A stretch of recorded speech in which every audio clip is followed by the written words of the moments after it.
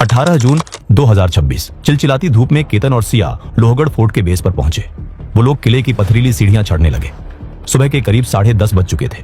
वो किले के उस खतरनाक हिस्से पर पहुंच चुके थे जहां से खाई एकदम सीधी और लगभग 400 फुट गहरी थी। उस ऊंचाई पर हवा के झोंके बहुत तेज थे। केतन किनारे के पास खड़ा होकर कुछ तस्वीरें खिंचवा रहा था। वो पल बेहद खुशनुमा था, लेकिन तभी एक भयानक हादसा हो गया।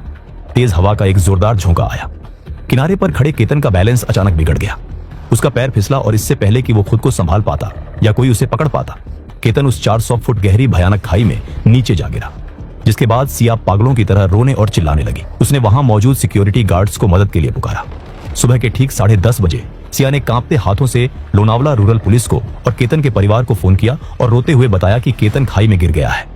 लेकिन इसके बाद जो हुआ उसने सभी को हैरान कर दिया। कहानी की शुरुआत होती है महाराष्ट्र के पुणे शहर के बेहद पौश इलाके गहुंजे से। यहाँ रहता था अग्रवाल परिवार। ये कोई आम परिवार नहीं था, ये सक्सेस ग्रुप के मालिक थे।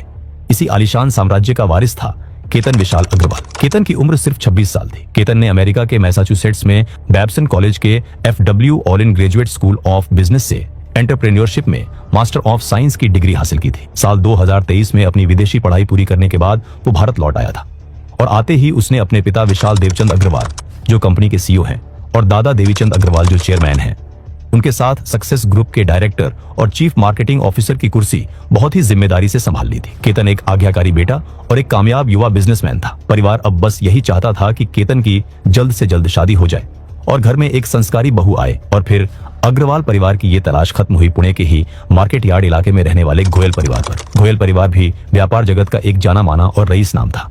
उनकी बेटी थी सिया प्रवीण गोयल। सिया की उम्र सिर्फ 20 साल थी। वो शहर के एक लोकल प्राइवेट कॉलेज से कॉमर्स की पढ़ाई कर रही थी। इन दोनों परिवारों को मिलाने का काम किया था केतन के सगे मामा ने। जब सिया पहली बार अग्रवाल परिवार से मिली तो उसने खुद को एक आदर्श, संस्कारी और बड़ों का आदर करने वाली लड़की के रूप में बहुत ही बारीकी से पेश किया। केतन का परिवार और खुद केतन सिया को देखकर काफी खुश थे, जिसके बाद दोनों का रिश्ता तय हो गया। वो अक्सर अग्रवाल परिवार के घर आती जाती रहती थी। घर में होने वाली हर धार्मिक पूजा पाठ में वो आगे रहकर हिस्सा लेती। परिवार की औरतों के साथ हंसी खुशी शॉपिंग पर जाती और रात में सबके साथ बैठकर डिनर करती। केतन, जो स्वभाव से बहुत ही सीधा और सुलझा हुआ लड़का था, वो सिया की इस सादगी और उसके हंसमुख अंदाज पर पूरी तरह से फिदा हो गया। वो सिया से बेइंतहा प्यार करने लगा था। दोनों परिवारों की रजामंदी से फरवरी 2026 केतन और सिया की बहुत ही धूमधाम से सगाई हो गई। सगाई के बाद दोनों परिवारों ने एक ग्रैंड डेस्टिनेशन वेडिंग की तैयारियां शुरू कर दी। शादी की तारीख तय हुई 25 नवंबर 2026। जून 2026 सिया का 20वां जन्मदिन 19 जून को आने वाला था।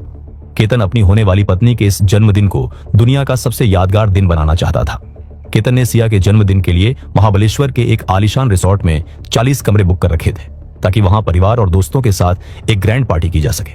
लेकिन सिया ने केतन के सामने एक अलग ही जिद पकड़ ली। उसने कहा कि उसे अपने जन्मदिन से ठीक एक दिन पहले यानी 18 जून को लोहगढ़ फोर्ट पर एक बहुत ही प्राइवेट पिकनिक मनानी है। केतन एक अनुभवी ट्रेकर था, लेकिन वो इस किले पर जाने से थोड़ा कतरा रहा था।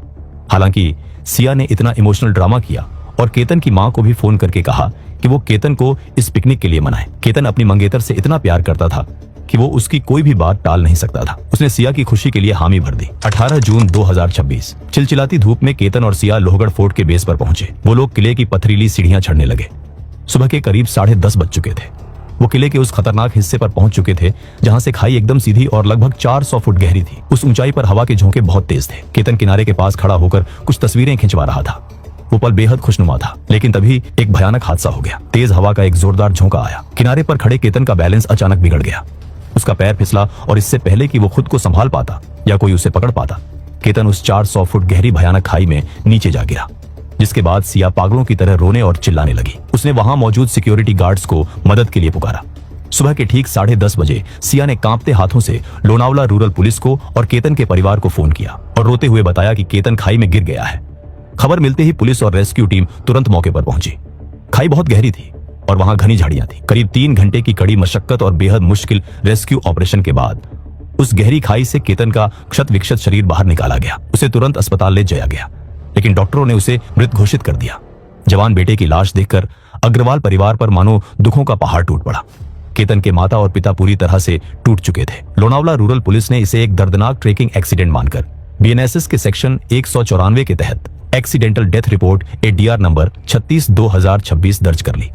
कानूनी प्रक्रिया पूरी होने के बाद केतन का शरीर परिवार को अंतिम संस्कार के लिए सौंप दिया गया। हर किसी की आंख नम थी। सिया का रो रोकर बुरा हाल था। जिस लड़की की कुछ ही महीनों में डोली उठने वाली थी, आज उसके सामने उसके प्यार की चिता जल रही थी। इसके बाद सिया ने अपने पब्लिक इंस्टाग्राम अकाउंट पर एक बेहद इमोशनल ट्रिब्यूट पोस्ट किया। इस पोस्ट में वो और केतन एक साथ मुस्कुराते हुए डांस कर रहे थे। बैकग्राउंड में एक बहुत ही दर्द भरा गाना बज रहा था और उसने कैप्शन में लिखा था, मेरे दिल को पता है कि तू यही है, वापस आजा। तुमने मुझे मेरे जन्मदिन पर छोड़ दिया। तुम तब चले गए जब हम शादी के इतने करीब थे। मुझे अब भी समझ नहीं आ रहा तुमने मेरे साथ ऐसा क्यों किया। मेरे पास इतने सारे सपने थे, इतने सारे सवाल थे जिनका जवाब मुझे कभी नहीं मिलेगा। जब मैं तुमसे इतना प्यार करती थी तो तुम मुझे छोड़कर क्यों चले गए। Rest in peace. ये पोस्ट देखकर दुनिया पिघल गई। सभी लोग सिया के लिए हमदर्दी दिखा रहे थे, लेकिन केतन के पिता विशाल अग्रवाल को कहीं ना कहीं कहानी में कुछ गड़बड़ लग रही थी। विशाल अग्रवाल जब अपने बेटे के अंतिम संस्कार के दौरान सिया के चेहरे को गौर से देख रहे थे तो उन्हें कुछ बहुत अजीब और परेशान करने वाला लगा। सिया के चेहरे पर चीखने चिल्लाने का नाटक तो पूरा था, लेकिन उसकी आंखों में एक भी असली आंसू नहीं था। वहां सिर्फ बनावटीपन दिखाई दे रहा था। 22 जून 2026 अंतिम संस्कार के ठीक 4 दिन बाद सिया अग्रवाल परिवार के घर आई। घर में मातम का माहौल था। इस बार केतन की बहन संजना अग्रवाल ने सिया को अपने पास बिठाया और उससे सीधे सवाल करने शुरू किए। संजना ने उस दिन की एक एक बारीकी पूछी। सिया, तुम लोग वहां क्यों गए थे? वो किनारे पर कैसे गया? जब वो गिरा तो तुम उस वक्त ठीक कहां खड़ी थी? सिया इन तीखे सवालों के लिए शायद तैयार नहीं थी। उसके जवाब गोलमोल थे। वो बार बार अपनी ही बातों में फंस रही थी और अपनी कहानी बदल रही थी। कभी वो कहती कि केतन किनारे पर था, कभी कहती कि हवा ने उसे धक्का दिया। संजना और विशाल अग्रवाल को अब पूरा यकीन हो चला था कि कहानी कुछ और है। केतन का पैर फिसला नहीं था, इसके पीछे कोई बहुत बड़ी साजिश थी। परिवार ने जब अपने दिमाग के घोड़े दौड़ाए और पुरानी कड़ियों को जोड़ना शुरू किया तो उन्हें याद आया कि कुछ ही दिन पहले जून के ही महीने में केतन और सिया का बाली इंडोनेशिया में एक शानदार प्री वेडिंग शूट तय हुआ था। केतन, सिया, केतन की बहन संजना और सिया का भाई, चारों लोग मुंबई के छत्रपति शिवाजी महाराज इंटरनेशनल एयरपोर्ट के लिए निकले थे। सफर को आसान बनाने के लिए सभी के पासपोर्ट एक ही कॉमन पाउच में रखे गए थे। रास्ते में लोनावला के एक फूड मॉल पर वो लोग कुछ देर के लिए रुके। तभी सिया अचानक ये बोलकर अकेले कार की तरफ गई कि वो अपना मोबाइल फोन कार में भूल गई है। जब वो लोग मुंबई एयरपोर्ट पहुंचे तो एक बेहद अजीब चीज हुई। उस पाउच में से सिर्फ और सिर्फ केतन का पासपोर्ट रहस्यमयी तरीके से गायब था कि उन्हें वो लाखों रुपए का विदेशी ट्रिप वही कैंसिल करना पड़ा। परिवार को अब समझ आ रहा था कि वो कोई इत्तेफाक नहीं था। सिया ने जानबूझकर केतन का पासपोर्ट चुराया था। परिवार का शक अभी सिया के ऊपर आ गया था, जिसके बाद विशाल अग्रवाल ने बिना कोई वक्त बर्बाद किए तुरंत पुणे रूरल पुलिस के पास पहुंचे। उन्होंने अपनी सारी शंकाएं की कहानी के सारे सबूत पुलिस के सामने रख दी। मामले की गंभीरता को देखते हुए पुणे रूरल के एसपी संदीप सिंह गिल ने तुरंत कड़ा एक्शन लिया। जो कहानी अब तक एक मामूली एक्सीडेंटल डेथ की थी, वो अब एक हाई प्रोफाइल सस्पेक्टेड मर्डर की कहानी में बदल चुकी थी। लेकिन पुलिस के सामने सबसे बड़ा सवाल यह था कि अगर सिया ने केतन को धक्का दिया तो क्या वो ये सब अकेले कर रही थी? पुलिस ने लोहगढ़ फोर्ट के एंट्री गेट और टिकट काउंटर के सीसीटीवी फुटेज को माइक्रोस्कोपिक तरीके से खंगालना शुरू किया। कैमरे में एक ऐसा दृश्य नजर आया जिसने इस केस की पूरी कहानी पलट कर रख दी। 18 जून 2026 वो तपती हुई दोपहर। पुणे का तापमान 33 डिग्री सेल्सियस के पार जा चुका था। लोहगढ़ फोर्ट की पथरीली सीढ़ियों पर आर्म ट्रेकर्स पसीने से तरबतर थे। कैमरे की स्क्रीन पर केतन अग्रवाल और सिया गोयल सीढ़ियां चढ़ते हुए साफ दिख रहे थे, लेकिन पुलिस की नजरें उन दोनों पर नहीं बल्कि उनके ठीक पीछे चल रहे एक तीसरे लड़के पर टिक गई थी। इतनी भयंकर और चिलचिलाती गर्मी में जहां लोग नॉर्मल कपड़ों में भी बेहाल थे, वहां ये आदमी शॉर्ट्स के साथ एक बहुत ही भारी सर्दियों वाला हुडी पहने हुए था। उसने हुडी के आगे वाले हिस्से को इतना नीचे खींचा हुआ था कि उसका चेहरा पूरी तरह से छुप जाए, और इसके ऊपर से उसने एक बड़ा सा हेडसेट भी लगाया हुआ था। वीडियो में साफ दिखा कि जैसे ही सिया ने अचानक पीछे मुड़कर देखा, वो हुडी वाला आदमी तुरंत जमीन पर बैठ गया ताकि आगे चल रहा केतन उसे देख न ले। सिया उसे इशारा कर रही थी और वो छुप रहा था। पुलिस ने तुरंत अपनी साइबर सेल और टेक्निकल टीम को काम पर लगा दिया। उन्होंने उस हुडी वाले आदमी के शरीर की बनावट, उसकी लंबाई और उसके चलने के तरीके यानी गेट एनालिसिस को स्कैन किया। इसके बाद पुलिस ने सिया के सोशल मीडिया अकाउंट्स और उसके दोस्तों की लिस्ट खंगालनी शुरू की। बायोमेट्रिक तुलना और तस्वीरों की गहराई से जांच करने के बाद पुलिस के सामने एक नाम उभर कर आया। चेतन बाबूलाल चौधरी, उम्र 22 साल, पुणे के कोंढवा इलाके का रहने वाला एक बीबीए का छात्र, जो सिया के पिता के कमर्शियल इलाके में ही एक छोटी सी रिटेल दुकान चलाता था। चेतन का नाम सामने आते ही पुलिस को इस मर्डर मिस्ट्री का सबसे अहम सुराग मिल गया था। लेकिन जब पुलिस ने चेतन की लोकेशन ट्रेस करने की कोशिश की तो उनके सामने एक ऐसी डिजिटल चालाकी आई जिसे देखकर एक पल के लिए अनुभवी इन्वेस्टिगेटर्स भी हैरान रह गए। चेतन ने पुलिस को चकमा देने के लिए एक परफेक्ट डिजिटल अलिबी यानी खुद को बेगुनाह साबित करने का एक झूठा डिजिटल सबूत तैयार किया था। चेतन जानता था कि आज के समय में पुलिस सबसे पहले मोबाइल फोन की लोकेशन और सेल टावर की ट्रेल चेक करती है। इसलिए उसने एक बहुत ही शातिर मास्टर प्लान बनाया था जिसके 4 हिस्से थे। पहला, डिवाइस डिसोसिएशन। चेतन ने मर्डर वाले दिन अपना असली मोबाइल फोन लोहगढ़ फोर्ट ले जाने के बजाय अपनी कोंढवा वाली दुकान पर ही छोड़ दिया था, ताकि अगर पुलिस बाद में कॉल डिटेल रिकॉर्ड या टावर लोकेशन निकाले तो चेतन की लोकेशन फोर्ट से किलोमीटर दूर उसकी दुकान पर मिले। दूसरा, डेटा ब्लैकआउट। उसने सुबह ठीक 7 बजे से लेकर शाम 5:40 तक अपने फोन का इंटरनेट कनेक्शन पूरी तरह से बंद करवा दिया था। इसका मकसद यह था कि फोन के बैकग्राउंड में कोई भी ऐप, जीपीएस या कोई और सॉफ्टवेयर उसकी लोकेशन को गलती से भी पिंग न कर सके। तीसरा, ह्यूमन प्रॉक्सी।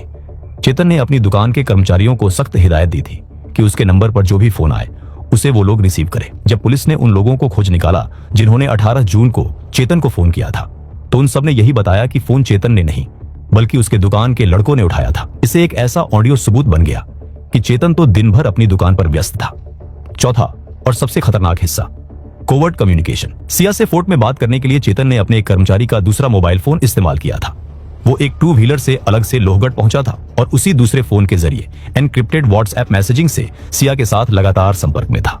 चेतन ने अपनी तरफ से कोई कसर नहीं छोड़ी थी, लेकिन पुणे रूरल पुलिस के एसपी संदीप सिंह गिल और लोकल क्राइम ब्रांच की टीम इस डिजिटल चक्रव्यूह को तोड़ना जानती थी। पुलिस ने हिस्टोरिकल कॉल डिटेल रिकॉर्ड्स निकाले। उन्होंने सिर्फ 18 जून का डेटा नहीं निकाला, बल्कि पिछले 6 महीने का पूरा चिट्ठा खोल दिया। 1 जनवरी 2026 से लेकर हत्या वाले दिन यानी 18 जून 2026 के बीच मात्र 170 दिनों के अंदर सिया और चेतन के बीच 1 या 2 नहीं बल्कि पूरे 2004 फोन कॉल्स हुए थे। जब पुलिस ने इन कॉल्स का समय जोड़ा तो वो कुल 238 घंटे का कम्युनिकेशन निकला। अगर इसका औसत निकाला जाए तो ये दोनों हर दिन 1 घंटे से ज्यादा बात करते थे और रोज कम से कम 11 बार एक दूसरे को फोन करते थे। पुलिस समझ गई कि ये कोई मामूली दोस्ती नहीं थी। इस टेक्निकल सबूत ने ये पूरी तरह साबित कर दिया कि केतन की मौत कोई हादसा नहीं थी। वही दोस्तों, अगर आप भी मेरे जैसे 2D एनिमेशन वीडियो बनाना सीखना चाहते हो, वो भी AI की मदद से, तो मैंने आपके लिए एक कंप्लीट कोर्स बनाया है। अभी इस कोर्स पर 50% का लिमिटेड ऑफर चल रहा है, तो देर मत कीजिए। डिस्क्रिप्शन में दिए गए लिंक पर क्लिक करें और आज ही ज्वाइन करें। 22 जून 2026 रात को पुलिस की टीम ने कोंढवा इलाके में दबिश दी और चेतन चौधरी को धर दबोचा। चेतन को भनक भी नहीं लगी कि उसका परफेक्ट मास्टर प्लान फेल हो चुका है। इसके ठीक बाद 23 जून की सुबह पुलिस ने सिया गोयल को भी कस्टडी में ले लिया। पूछताछ में शुरुआत में दोनों ने पुलिस को गुमराह करने की बहुत कोशिश की। सिया लगातार रोने का नाटक करती रही और चेतन अपने उसी झूठे डिजिटल सबूत की कहानी सुनाता रहा। लेकिन जब पुलिस ने अपना खौफनाक तरीका अपनाया, जब उनके सामने वो सीसीटीवी फुटेज चलाई गई जिसमें चेतन हुडी पहने छुपता हुआ दिख रहा था, और जब टेबल पर 2004 कॉल्स की वो लंबी चौड़ी रिपोर्ट पटकी गई, तो दोनों के हौसले पस्त हो गए और दोनों ने अपना जुर्म कबूल कर लिया। सिया ने बात करते हुए कहा कि दरअसल 2025 से सिया और चेतन एक दूसरे को लगभग 1 साल से जानते थे और दोनों एक दूसरे से प्यार करते थे। लेकिन फिर 2026 में सिया के परिवार वालों ने केतन के साथ सिया का रिश्ता तय कर दिया। सिया इस रिश्ते से खुश नहीं थी क्योंकि वो चेतन से प्यार करती थी। सिया ने आगे बात करते हुए कहा कि 31 मई को चेतन और सिया ने प्लान बनाया कि वो केतन को रास्ते से ही हटा देंगे, उसे खाई में फेंककर ऐसा दिखाएंगे कि वो गलती से गिरकर मर गया, जिससे उन पर शक भी नहीं आएगा। 14 जून 2026 मौत से ठीक 4 दिन पहले की बात। सिया ने उस दिन भी बहुत ज्यादा जिद करके केतन को उसी लोहगढ़ फोर्ट पर बुलाया था। वो दोनों ठीक उसी खतरनाक खाई के किनारे खड़े थे। तभी अचानक सिया ने केतन को पीछे से जोरदार धक्का दे दिया था। लेकिन उस दिन केतन की किस्मत अच्छी थी। उसने तुरंत अपने बचाव में किनारे पर मौजूद झाड़ियों को कसकर पकड़ लिया और उसकी जान बाल बाल बच गई। जब डरे हुए केतन ने सिया से पूछा कि उसने उसे धक्का क्यों दिया, तो सिया ने झूठी कहानी गढ़ दी। उसने जोर से चिल्लाकर कहा कि तुम्हारे पैरों के पास एक बहुत ही जहरीला सांप आ गया था और उसे सांप के डसने से बचाने के लिए ही उसने अचानक वो धक्का दिया था। प्यार में डूबा केतन ने सिया की इस सांप वाली कहानी पर आंख बंद करके यकीन कर लिया था। वो सिया को अपनी जान बचाने वाली समझने लगा था। ये प्लान फ्लॉप होने के बाद चेतन और सिया ने वापस फैसला किया कि वो एक और बार उसे मारने की कोशिश करेंगे, और इस बार उनका प्लान था कि चेतन भी उसके साथ चुपके से उनके पीछे आएगा ताकि केतन के बचने का कोई चांस ही न बचे। उन्होंने तय किया कि 18 जून को वो फिर से कोशिश करेंगे। 18 जून 2026 केतन और सिया लोहगढ़ फोर्ट के बेस पर पहुंचे। वो किले की सीढ़ियां चढ़ने लगे। पीछे चेतन उनका पीछा कर रहा था। सुबह के करीब 10:30 बज चुके थे। वो किले के उस खतरनाक हिस्से पर पहुंच चुके थे जहां से खाई एकदम सीधी और 400 फुट गहरी थी, और तभी सिया और चेतन ने केतन को पीछे से जोरदार धक्का दिया। वो संभल नहीं पाया और सीधे उस 400 फुट गहरी भयानक खाई में जा गिरा, जिसके चलते केतन की मौत हो गई। सिया और चेतन ने अपना गुनाह तो मान लिया था, लेकिन पूछताछ में पुलिस ने सिया से पूछा, अगर तुम केतन से शादी ही नहीं करना चाहती थी और चेतन चौधरी से इतना बेइंतहा प्यार करती थी, तो तुमने सीधे सीधे सगाई क्यों नहीं तोड़ दी? तुम चेतन के साथ भाग क्यों नहीं गई? एक बेकसूर इंसान की इतनी बेरहमी से हत्या करने की क्या जरूरत थी? जिस पर सिया ने बताया कि उसकी सगाई केतन से बहुत ही शाही अंदाज में हुई थी। शादी की तैयारियां अपने चरम पर थी। राजस्थान के खूबसूरत शहर उदयपुर में शादी के लिए पूरे 17 करोड़ रुपये का एक बेहद आलीशान हेरिटेज पैलेस बुक किया जा चुका था। मेहमानों को पुणे से राजस्थान ले जाने के लिए 2 प्राइवेट चार्टर विमानों का भी पूरा एडवांस पेमेंट हो चुका था। समाज के सबसे रईस और एलीट वर्ग में दोनों परिवारों का बहुत बड़ा नाम था। सिया को इस बात का भयंकर डर था कि अगर वो इस मोड़ पर आकर खुद सगाई तोड़ेगी या अपने एक आम से प्रेमी चेतन के साथ भाग जाएगी तो समाज में उसके परिवार की बहुत भयानक बदनामी होगी। उनकी सामाजिक हैसियत और इज्जत पूरी तरह से मिट्टी में मिल जाएगी। उसे लगा कि अगर केतन एक हादसे में मारा जाएगा तो किसी को शक नहीं होगा और उसकी इज्जत भी बच जाएगी और उसके बाद वो परिवार को कहकर चेतन से शादी कर लेगी। आगे केतन की मां ने मीडिया से बात करते हुए कहा कि हमारा परिवार बहुत ही उसूलों वाला और पारंपरिक था। हमारे घर में शराब पीना या लेट नाइट पार्टियां करना सख्त मना था, लेकिन सिया गोयल को शराब की भारी लत थी। गोयल परिवार ने एक इतने रईस घराने से रिश्ता जोड़ने के लालच में सिया की इस लत की बात को हमारे परिवार से पूरी तरह छुपा कर रखा था। केतन की मां ने रोते हुए मीडिया और पुलिस को बताया कि सिया उनके घर आकर बहुत ही संस्कारी बहू बनने का नाटक करती थी। वो उनके साथ घर की हर पूजा पाठ में बैठती थी। उन्हें कभी सपने में भी शक नहीं हुआ कि ये लड़की अंदर से कितनी भयानक है। केतन की मां ने अब पुलिस से ये कड़ी मांग की है कि इस साजिश में सिर्फ सिया और चेतन ही नहीं बल्कि पूरे गोयल परिवार को भी आरोपी बनाया जाए। उनका मानना है कि गोयल परिवार ने जानबूझकर सच छुपाया और उनके बेकसूर बेटे को मौत के मुंह में धकेल दिया। उनका मानना है कि गोयल परिवार भी कहीं ना कहीं इसमें शामिल है। केतन के पिता विशाल अग्रवाल का रो रो कर बुरा हाल है। विजय अग्रवाल ने साफ कहा है कि उन्हें इन दोनों कातिलों के लिए फांसी की सजा से कम कुछ भी मंजूर नहीं है। इसके बाद पुणे रूरल पुलिस ने इस हाई प्रोफाइल केस में पुराने आईपीसी कानूनों की जगह देश के नए और बेहद सख्त भारतीय न्याय संहिता बीएनएस का इस्तेमाल किया है। सिया गोयल और चेतन चौधरी पर बीएनएस के सेक्शन 103 यानी मर्डर और सेक्शन 61 यानी क्रिमिनल कॉन्स्पिरेसी के तहत गंभीर मुकदमा दर्ज किया गया। 23 जून 2026 इन दोनों आरोपियों को वडगांव मावल के मजिस्ट्रेट कोर्ट में भारी पुलिस सुरक्षा के बीच पेश किया गया। कोर्ट रूम का माहौल बहुत ही तनावपूर्ण था। बचाव पक्ष के वकील राम शहाणे ने पुलिस कस्टडी का पुरजोर विरोध किया। उनका तर्क था कि पुलिस को कस्टडी देने की कोई जरूरत नहीं है, लेकिन पुलिस ने कोर्ट के सामने वो सारे तकनीकी सबूत रख दिए। चेतन का सीसीटीवी फुटेज, वो 2004 फोन कॉल्स का रिकॉर्ड और उनकी खतरनाक साजिश की पूरी कहानी। जज ने इस अपराध की क्रूरता और गंभीरता को देखते हुए बचाव पक्ष की सारी दलीलें खारिज कर दी। कोर्ट ने सिया और चेतन दोनों को 29 जून 2026 तक पुलिस रिमांड में भेज दिया। पुलिस अब इस बात की भी बहुत गहराई से जांच कर रही है कि क्या इस खौफनाक साजिश में गोयल परिवार का कोई और सदस्य भी शामिल था। क्या किसी और को भी इस मर्डर के बारे में पहले से पता था। कुछ समय पहले सोनम ने अपने शादी के बाद राजा रघुवंशी को मौत के घाट उतारा था और अब सिया ने शादी से पहले ही अपने मंगेतर को मार दिया। पुलिस की जांच अभी भी जारी है और हमें इंतजार है उस दिन का जब इस केस में अदालत अपना आखिरी फैसला सुनाएगी और केतन को सच्चा न्याय मिलेगा। दोस्तों, आपकी राय में सिया और चेतन को कौन सी सजा मिलनी चाहिए, हमें कमेंट करके जरूर बताएं। और अगर आपको हमारी ये इन्वेस्टिगेटिव डॉक्यूमेंट्री पसंद आई हो तो वीडियो को एक लाइक और चैनल को सब्सक्राइब जरूर करें। धन्यवाद।